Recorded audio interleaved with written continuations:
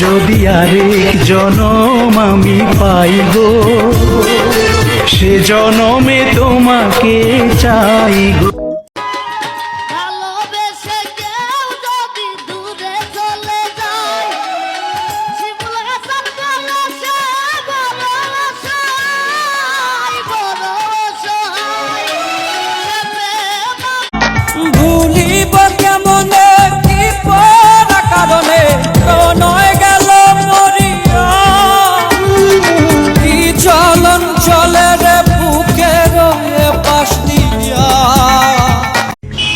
আস্তে আস্তে বাদ দিয়ে দেবো ভাই, আমি আর এই জগতে থাকবো না। আমার অবস্থা দেখতেছেন না, আমি পাগলের মতন হয়ে গেছি।